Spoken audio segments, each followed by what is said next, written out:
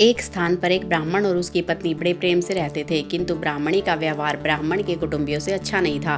परिवार में कलह रहता था। प्रतिदिन के कलह से मुक्ति पाने के लिए ब्राह्मण ने माँ बाप भाई बहन का साथ छोड़कर पत्नी को लेकर दूर देश में जाकर अकेले घर बसाकर रहने का निश्चय किया।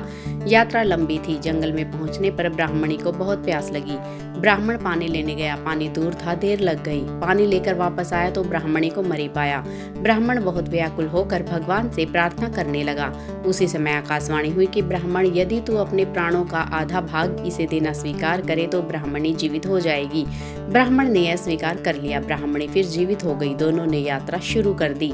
वहां से बहुत दूर एक नगर था। नगर के बारा में पहुंचकर ब्राह्मण ने कहा, प्रिय तुम यहीं ठहरो, मैं अभी भोजन लेकर आता हूँ। ब्राह्मण के जाने के बाद ब्राह्मणी अकेली रह गई। उसी समय बारा के कुएं पर एक लंगड़ा किंतु सुंदर जवान रहट चला रहा था। ब्राह्मणी उससे हंसकर बोली, वह भी हंसकर बोला। दोनों एक दूसरे को चाहने लगे। दोनों ने जीवन भर एक साथ रहने का प्रण कर लिया। ब्राह्मण जब भोजन लेकर नगर से लौटा तो ब्राह्मणी ने कहा, यह लंगड़ा व्यक्ति भी भूखा है, इसे भी अपने हिस्से में से दे दो।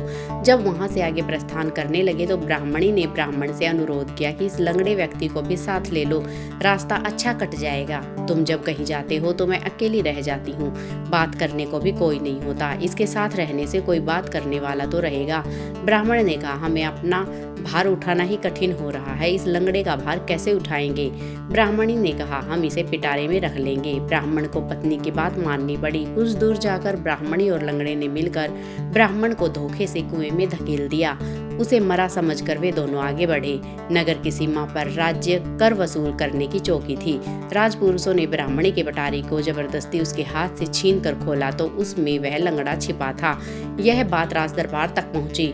राजा के पूछने पर ब्राह्मणी ने कहा, यह मेरा पति है, अपने बंधु बांधवों से परेशान होकर हमने देश छोड़ दिया है। राजा ने उसे अपने देश में बसने की आज्ञा दे दी। कुछ दिन बाद किसी साधु के हाथों कुएं से निकाले जाने के उपरांत ब्राह्मण भी उसी राज्य में पहुंच गया।